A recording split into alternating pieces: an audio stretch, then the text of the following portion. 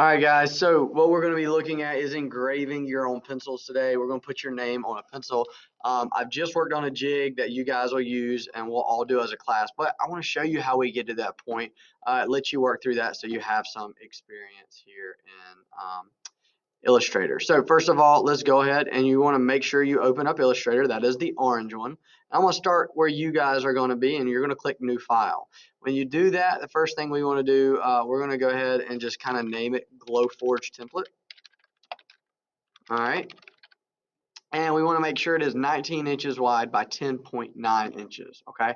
And what that is going to allow, we want to make sure we have our unit in inches and it's horizontal, but that's the size of the bed of the Glowforge that we have to work with. All right, so just going to kind of go back and forth here. This is what we are working towards. This right here is creating that jig. So the first thing we're going to notice is it is 12.0833 inches by 3.5. So let's click on our rectangular tool. All right, and we're going to type 12.033 by 3.5 inches. And we want to make sure when we do this, we want to get rid of the fill and just have the outline. Okay, so that is our first thing there. Now, after we've done that, we got to add our pencils in. So once again, with the rectangle tool, our pencils are going to be approximately 7.5 inches by 0.2556 inches in height. Okay, once again, you can see because we've already set the precedent of no fill, we're good. So now we're just going to drag this to where we need it to be. Control copy and paste a handful of times. All right, and now you can see I'm doing it, adding and dragging these on their own. And you can kind of do it on your own to a degree, but once I have them, just to make sure, I'm going to go over object, arrange, or align horizontal, align left, and make sure they're all in a line there. Now that we have that, and they look pretty well spaced apart, I will move that.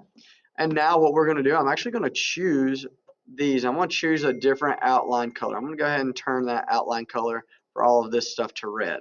All right, you want a different color to signify different things. Generally, red is going to be cut.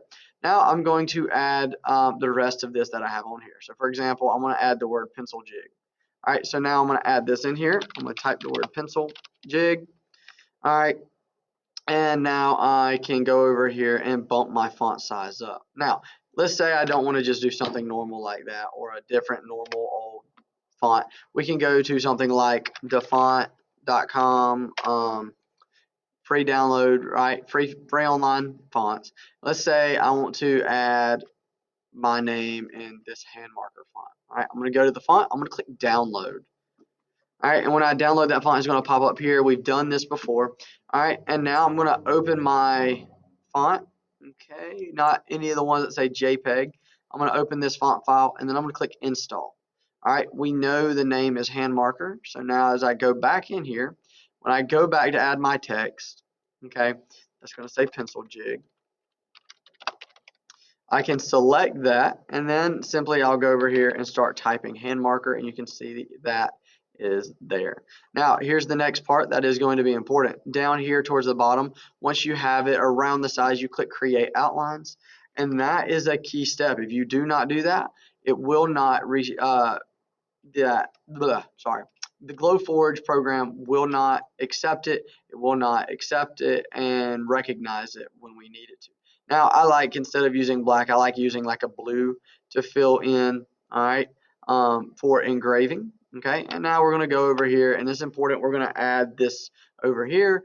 And so once again, we're just going to go over here and type. We're going to go ahead and just say align bottom left. That's what we're going to use to align. And we're going to say x at 0.5, y at 10.5. Okay, and now we can make this a little bit bigger. Okay, we can select this, go ahead and make it a little smaller for us as we would like.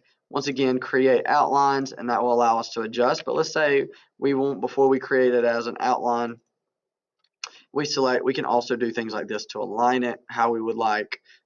Create outlines, make it easier, and then using the eyedropper tool, I press I, and now I can click on that blue, and there we go.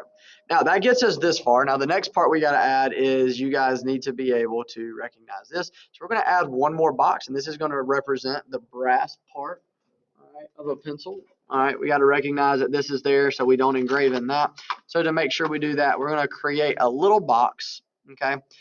Once again, we're going to click our rectangle tool right here, and we're going to make this box 0.8025 and approximately 2 inches. All right, we can change the color of this one because we want all of the colors to be separate because we're going to ultimately ignore this. And then we're just going to line that up over the end of that. All right, and there you go. That is how you create that. Now, once you create this, you're going to submit a screenshot of this, and then you're going to use, all right, mine that I've added in there since I'll have everything aligned based off it. We'll use mine to add your font, and then you'll upload that SVG. All right, so you'll upload 2 SVGs, one that creates your own just like this, and then a second one that will have your words on it using the template I provided with you. All right, if you have any questions, let me know.